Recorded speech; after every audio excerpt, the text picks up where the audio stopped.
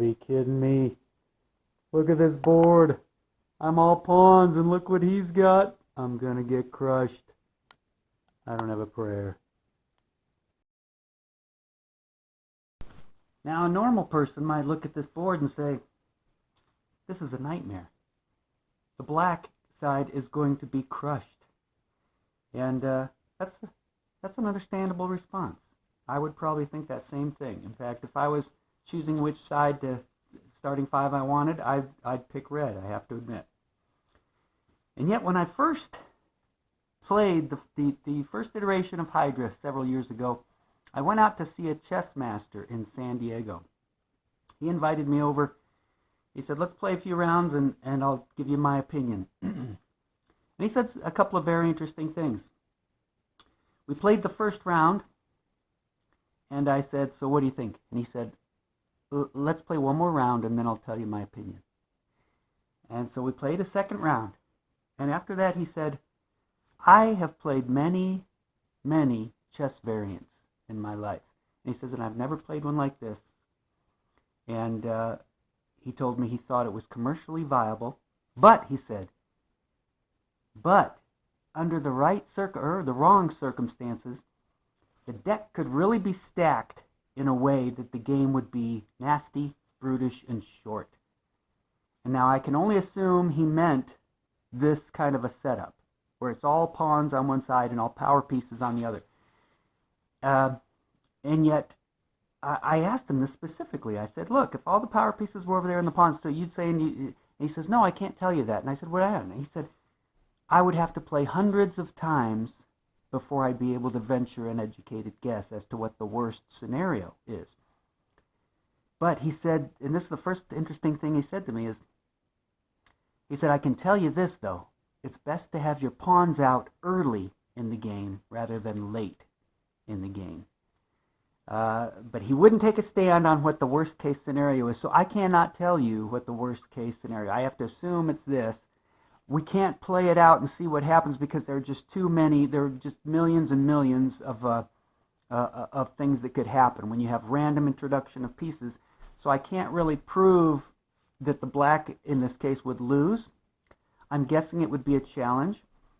But when he said to have the pawns out early would be an advantage, I don't think he meant this situation, because this just looks ridiculous. But I do want to show you a few things of what might happen. Now, in this situation, the rook is dangerous because he can move straight over and just take the pawn. Queen is dangerous. She can move over and cover both those spots. The knight can come out and threaten either those two or those two. Rook can come straight across, and of course, so can the bishop. So black, of course, would have to move first. And what we can do, what I want to do here, is just show a couple of options for a start, what the best start might be. So let's say if we went like this, and now we're going to flip a card and get a random piece. And the random piece is going to be a rook. So if we did that, it's not going to stop the bishop. Bishop's still going to be able to freely take what he wants. It will stop the rook, because the rook will be taken if he moves there. It's not going to stop the knight from going here and attacking those two spots, but it will stop the knight from going there probably. Queen, still free to do what she wants, and the rook is still free to take. So, let's see what would happen if let's do each of these back row scenarios and see what would happen. In this case, still free. Nope, he's stopped. He's not going to take that. The knight can still move there and threaten both of these. Queen can still take, rook can still take. Let's try, let's say the middle one moved. In this situation, bishop's still free. Rook is stopped because he's probably not going to take that. The knight has been prevented from moving either of those spots because he'll just get knocked off. Queen stopped because she's not going to move over there. And the rook is still free to attack. So this is my guess for what the best case scenario would be. Let's try a couple more just for fun. If we'd have done this, that does stop our bishop. He's not going to take that probably. Rook, still free to do it. Knight, free in one spot. No, free in both spots. Queen, not going to do it probably. and rook not going to do it. So here you got 2.